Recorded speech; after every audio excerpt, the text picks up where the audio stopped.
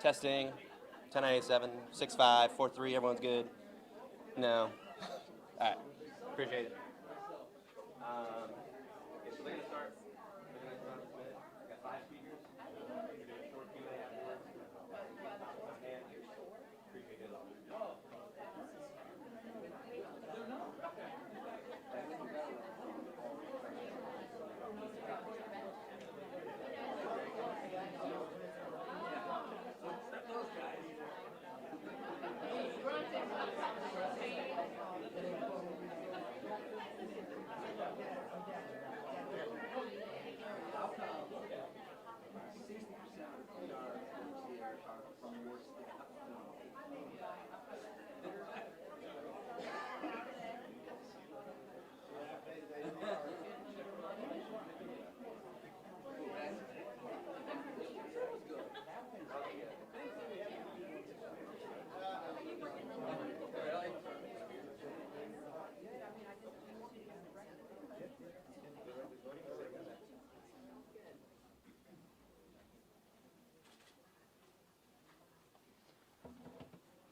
is. You got to leave me a little room for the remarks here.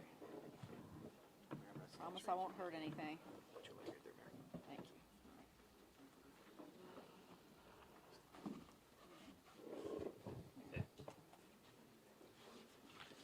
Here.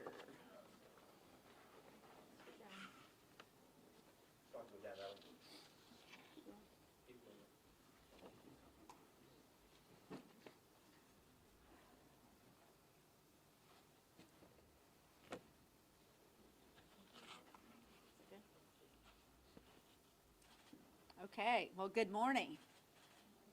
Good morning. Happy Victory Monday to you. Go Jags. Go Jags. Thank you all to all the community, law enforcement, and nonprofit partners, advocates, and of course, survivors who are with us today. January is about new beginnings and fresh starts for ourselves and our community. It also marks Human Trafficking Awareness Month, a time to renew our commitment to survivors, bring an end to the difficult circumstances they face, and create opportunities for safe, stable futures that are free from exploitation. I'd like to take a moment to tell you all a story that shows a little bit about this work in action. A few months ago, a young mother and her child reached out for help while fleeing a domestic sex trafficking situation. With resources running out, they faced the very real risk of returning to harm. Our partners at JSO immediately responded, working alongside advocates and federal partners to ensure the mother and child's safety. Together, the team coordinated safe housing in another state, secured basic needs, and arranged safe travel for both of them. The young family safely boarded a flight the following day and were welcomed into a transitional home in another state. They found safety as well as dignity, a fresh closet of clothing, new toys for her child, a pantry stocked with food, and her very first brand new pair of shoes. This coordinated response did more than resolve an immediate crisis. It altered the trajectory of a family, ensuring that a mother could thrive and a child could grow up outside of a life in trafficking. This happy ending was only possible because of strong collaboration between our local nonprofits and law enforcement. And the connection may never have been made if it weren't for a sign that was seen at Everbank Stadium. Last year, the City of Jacksonville partnered with organizations in the human trafficking and domestic violence spaces to identify new ways to reduce sex trafficking. One of those ideas was to create a no trafficking sports and entertainment district. We chose this area because we know that the demand for human trafficking goes up during major sporting events and concerts, and because it should be a hub of culture, a symbol of growth, and a source of pride, never a place that puts vulnerable people, the most vulnerable among us, in harm's way. With that goal in mind, we built a coalition that included many of the partners that are here alongside me today. Jacksonville's professional sports teams. Together, we launched a 3-game pilot in the fall that made us the first city to use stadium signage to target 2 distinct messages. First, to provide resources, remind potential victims of trafficking that help is available. And second, to send a direct message to potential buyers of sex. You will be held accountable in Jacksonville for this crime. That second part is key, and it makes this initiative unique. An entire black market industry exists because of demand, because there are people willing to pay for access to another person's body.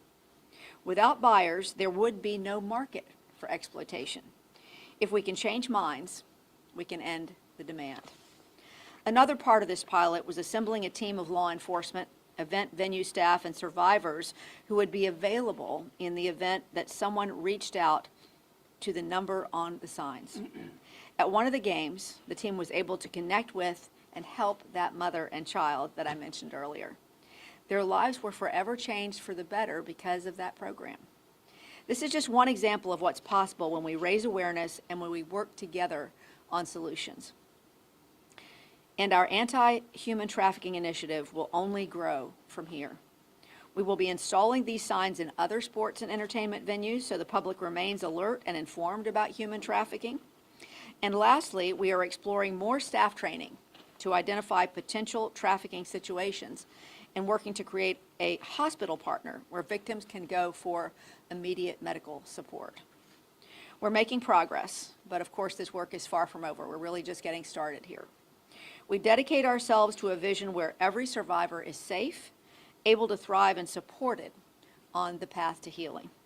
We cannot and we will not tolerate trafficking in our community ever. To every survivor out there, we see you, we hear you, and we love you. Your strength is our inspiration. To every person who is suffering in silence, you are not alone, and help is available for you. This community will fight for you. To the people of Jacksonville and Northeast Florida, if you see something suspicious, please report it to the Florida Abuse Hotline.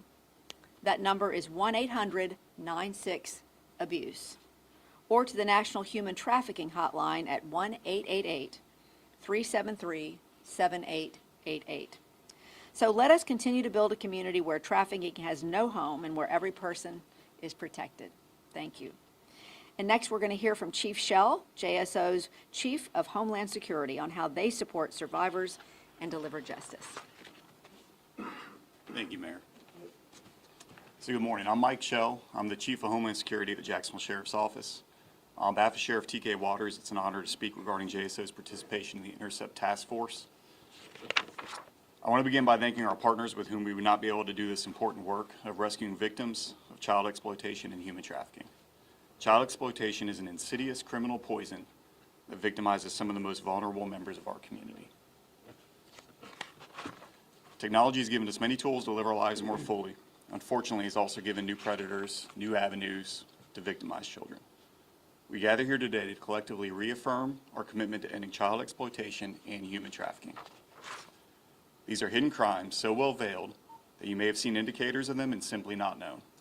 The Intercept Task Force brings together dedicated and specialized detectives who use cutting-edge technologies and investigative best practices to rescue victimized children. The partnerships built through the Intercept Task Force allow detectives to effectively conduct investigations in the complex, hidden, and dangerous world in which child exploitation and human trafficking flourishes. On behalf of Sheriff Waters and the men and women of JSO, I want to close by reaffirming our commitment to the Intercept Task Force and ending child exploitation and human trafficking in all forms. Thank you for being here, and thank you again to our Intercept Task Force partners. And now we're going to hear from State Attorney Melissa Nelson. Good morning. Good morning. It's a privilege to be here today alongside so many law enforcement and community partners focusing on an issue that is of such importance as this. Each January, as Mayor Deegan said, we come together to raise awareness about the very real signs and dangers of human trafficking. And when you look around this room, you see the strength of that effort. Law enforcement, nonprofit organizations, community partners, and survivors all working toward the same goal. Everyone here plays a role. That collaboration made a real difference in a case resolved last year. Ulysses Dixon, then just 29 years old, controlled multiple women and forced them to perform sex acts for money. He posted advertisements on social media, and when calls came in, his victims were made to arrange dates, perform acts against their will, and turn over money to him. They were not free to leave. An operation by the Jacksonville Sheriff's Office brought the abuse to light, and our office, the State Attorney's Office, worked closely with investigators to ensure the evidence was carefully developed and the victims' voices heard. One victim told a detective, "You have to help me get out of this." Our prosecutors reviewed the evidence, worked with law enforcement and victim advocacy partners, and held Dixon accountable in court. Investigators learned he used physical violence and even a taser to punish victims who did not comply with his commands and controlled them through drugs, a common tactic traffickers use to maintain power and fear. These women were terrified for their lives. Because of that thorough work, Dixon ultimately pled guilty to 2 counts of human trafficking and was sentenced last year to 15 years in Florida State Prison. I share this case because it really reflects what accountability looks like when law enforcement, prosecutors, and community partners work together. But it also underscores that the work does not end with a conviction. Supporting survivors and preventing future exploitation requires continued vigilance, coordination, and trust. and like the work done here at Intercept. So personally, thank you to each of you for the work you do, and thank you to our community members for speaking up and reporting these crimes. With that, I'll invite our friend to the south, Sheriff Hardwick.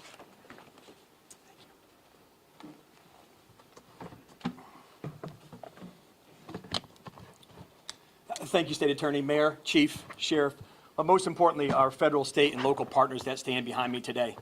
You're standing in kind of a very sacred place, I'll be honest with you, and Michelle Cook and Sheriff Cook is going to discuss that in just a little bit.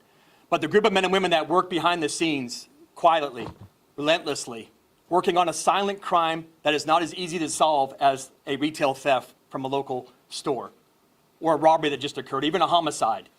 These crimes hide behind the curtains, the dark curtains. In St. Johns County Sheriff's Office, I can just simply tell you that we have dedicated to this mission, work relentlessly with our state, local, and federal partners to get this done.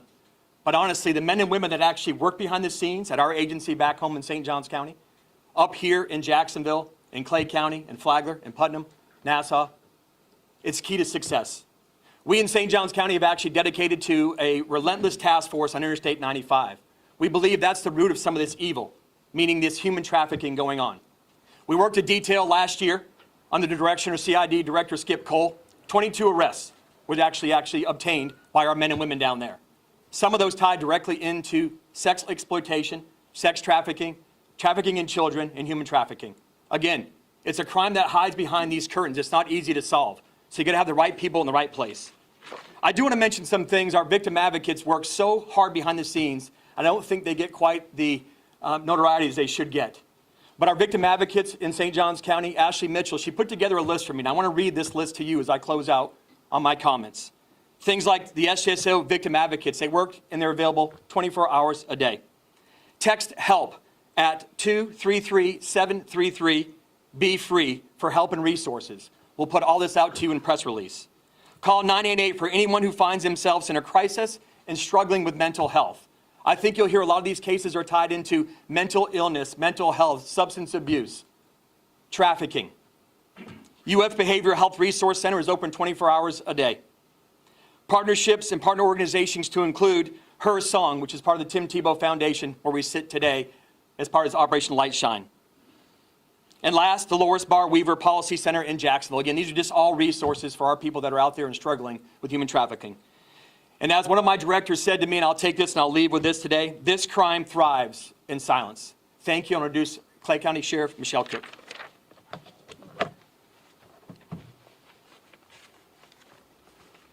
Thank you. I want to,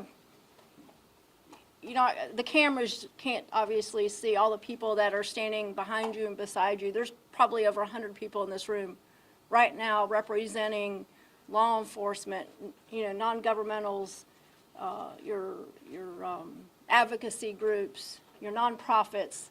This is just amazing. I think about, a couple of years ago when we first brought the Intercept concept to life, and to see this many people standing in the room right now is amazing and overwhelming. But I want to talk to you right now about the law enforcement agencies that have representation here in this building that fight this crime every day, because what we have discovered is that when we partner together on this sort of crime, we do so much better at apprehending the bad guys and rescuing the victims. So working out of this building are members of the Clay County Sheriff's Office, the Jacksonville Sheriff's Office, the St. Johns County Sheriff's Office, Nassau County Sheriff's Office, Flagler County Sheriff's Office, Putnam County Sheriff's Office, the U.S. Attorney's Middle District Office, HSI Jacksonville.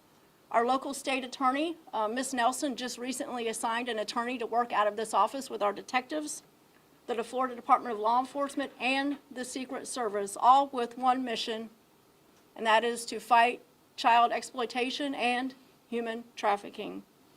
Human trafficking is a serious and often hidden crime that's been said a few times today, and it frequently goes unnoticed, which is why it's important for the public to understand what it can look like here in our own community. Human trafficking does not always look the same. In some cases, it can be involved forced labor, it can be exploitation, it's control, and in some cases, it starts out and appears to be a normal relationship or a romantic connection, but becomes dangerous when manipulation, coercion, and exploitation become a part of that relationship. Exploitation targets vulnerability, and in many cases, traffickers take advantage of individuals who are struggling with substance abuse, mental health challenges, or difficult life circumstances. These offenders are willing to exploit these vulnerabilities for their own gain. And our responsibility as law enforcement is to turn victims into thriving survivors and hold offenders accountable. We work to stop these crimes, disrupt the exploitation, and help victims move towards safety and recovery. At the same time, we want our community members to know that they are safe, seen, and heard. Human trafficking has no place in any of our communities, and we will continue working with our partners to confront it. Sadly, offenders do not limit themselves by age. Younger children can be especially vulnerable to manipulation, and that risk often begins online. I urge, this whole team urges parents, please be engaged with what your children are doing online and what social media and gaming platforms they are using. Our offenders are really sneaky, and they'll start talking to these kids via these platforms. And I recently was made aware of a case where an 11-year-old girl was told she was loved by an older gentleman who met her through an online gaming application, and it's absolutely horrible. The Northeast Florida Intercept Task Force has remained committed to fighting trafficking and exploitation since it was created nearly 3 years ago. In that time frame, here's some numbers. In that time frame, we have worked over 1,600 cases, 17 of those specifically brought up on charges of human trafficking, but the rest are all related to exploitation and child sexual assault material. And that's just this task force alone. All of these agencies, all of our agencies also work cases on our own, but this is just 1,600 cases out of this office right here. It's important to know that exploitation cases often lead to trafficking, and is why we put our focus on exploitation in our community. We will not let it stand, as protecting our children and our most vulnerable is our most important job. It is also important to know that these numbers are different, as I mentioned, in every agency. I do want to again thank our partners, the team over here. All of you do amazing work. I know on the front end we're doing the law enforcement, but behind the scenes, helping all the victims and all the children of the victims to regain their dignity and to help them work through the terrible circumstances that they have found themselves in. Thank you for everything that you do. These partners, just as a follow-up, will be hosting a community event Saturday, January 24th, 10 a.m. to 3 p.m. at FSCJ downtown campus. And I hope anybody who's watching who would like to learn more information can join them. Again, it'll be January 24th, downtown Jacksonville at FSCJ campus, 10 to 3. And with that being said, I'm going to open it up to any media questions. I am respectfully asking the media to keep our focus on what we're here for today, which is human trafficking and how the Intercept Task Force works to fight this crime. So any questions from the media? At the top of the news conference, you mentioned the large events. We're, of course, going to be having some large games in Jacksonville in the next few weeks. Can you say specifically what you meant that we stop human trafficking at these large sports venues? What was done, what people who go to these sports venues should know? Yep, so like was said earlier, those venues are always opportunities for people to both move victims through those venues, and your consumer side, your buyers of that stuff are also moving through those venues. So we've partnered with all those sporting venues. There's posters in restrooms, posters in other areas of there, identifying both for people who suspect they might see trafficking or victims to reach out and call. I don't want to go into too many other details, but there are folks there that are looking for these things with the goal of obviously putting that to a stop. And that would continue this weekend? That's going to continue through all sporting events. And Sheriff Cook, you had a number, I think it was 1,600, the number of cases that this task force has worked. Can you tell me that number again? Just over 1,600 cases that are Intercept Task Force members, which is the team that works specifically out of this building. That's the number of cases they've worked in the last 3 years. Thank you. And I do want to know, is there something specific about this crime in Northeast Florida? So many of you guys are here working on this. Is this something more rampant in Northeast Florida?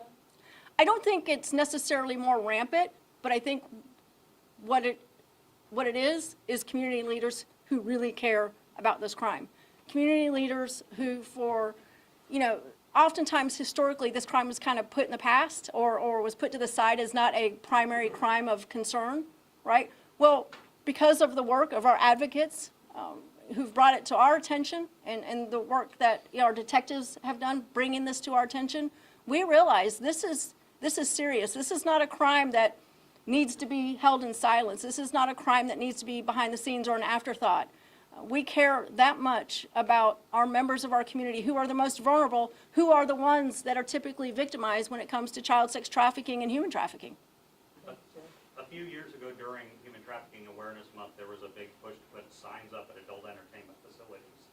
Can you speak to dealing with Jacksonville adult entertainment facilities? Has there been progress? Have there been problems? No, so we do interact with those facilities, and that is an opportunity to come across victims who are going through these circumstances. And that communication is still in place. Every day our members of our vice unit have interactions with those. We have detectives specifically assigned to investigate human trafficking who are part of our vice unit. And that's part of where they reach out and look for these victims and look for opportunities to pursue the people who are trafficking these victims. Sheriff, can someone, whether it be our southern law enforcement or our northern agencies or whatnot, talk about like where are these folks coming from? Is it a local thing? Is Flagler seeing more out of Orlando? Is Nassau seeing more out of Georgia? Those kind of things? Well, let me tell you what we see in Clay County, and this is really what's interesting about Northeast Florida. If you take some of your bigger cities, Miami, Tampa, and even, and I don't want to say Jacksonville, but Jacksonville, when there's big sporting events, you may see an influx of people coming in, right? But our day-to-day human trafficking that we see, especially in Clay County, is younger people who are being groomed by older people with the thought of love and gifts and, I'm going to take you out of this county and move you somewhere fancy. And so you have young people being groomed by older people, and then you add alcohol, you add drugs, and then what in my world that begins the pace of human trafficking in Clay County. And I'll let the other counties talk about what they see specifically, but in Clay County, that's what we're seeing is older people, mostly men, grooming young elementary school, middle school boys and girls with the promise of love. Locals, though? I can answer that. Yeah. County locals? Yeah.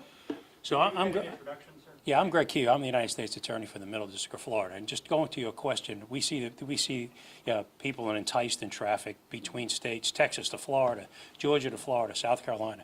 It's not just one place. It is interstate and international, frankly, bringing in some younger people with false immigration documents, and then those individuals being compromised once they're here. So it's not just one place at one time. There's a tremendous amount of trafficking going on, and as the sheriff had mentioned previously, trafficking for a lot of these people it's all about the money. It brings a tremendous amount of money, and some of those people receive up to about $40,000 a head. So if you're looking for a reason why this is happening, that's why it's happening, and it's happening throughout the United States, and it's happening across borders, and it's happening interstate. Sir, can you say if in the last year when there's been a massive focus on immigration, if you've seen human trafficking cases go up or down? I'd say it would be about constant. There is a component in it on immigration trafficking, such as we had a case recently here in the Middle District of Florida where people were being smuggled into the country with false documentation, false visas, et cetera, with these had come in through Cuba, but with the false documentation, they looked like they were coming in from Spain, et cetera. And some of those people were juveniles that came in here and then came in to pose as if they had been, present here for a significant period of time. That's just one component of it. That's the immigration component. But there's also the other component that the sheriff was just talking about, going interstate, of their movement with enticement, child exploitation, and then just human smuggling across state lines. Sheriff Cook, can you speak to what parents should do? You talked a lot about the online, and it's just confusing for parents sometimes because you don't always know, who's on the line, if the person's doing anything illegal. Can you talk about the dynamic for parents and how they should navigate that? Sure. I mean, smartphones are a reality. I can tell you my kids didn't get a smartphone until they started 9th grade. Now, is that appropriate for every family. I can't speak for what every family should do, but I'm going to tell you, if you're not aware of who your kids are talking to online, if you are not aware of what gaming platforms they're using online, you are opening up your kid. It's no different than taking your little kid to a park and leaving them there alone. It's no different than that, Scott. And so parents, you have to dial in. And is it confusing? Sure. Is there a lot of different apps out there as parents that we got to learn? Sure. But there's so much information available on the internet, and there are so many groups out there that are willing to help and help you look at what applications your child is using and say, these are safer than others. I mean, that's all out there and available to parents. You've got to pay attention to what your kids are doing, because I'm telling you, as soon as you turn your back, there's somebody that's trying to talk to them. Appreciate you guys. Thank you.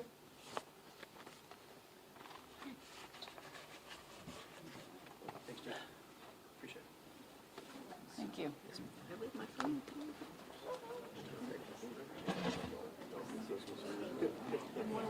I'm Brian. With Operation Sunshine. Thank you, ma'am.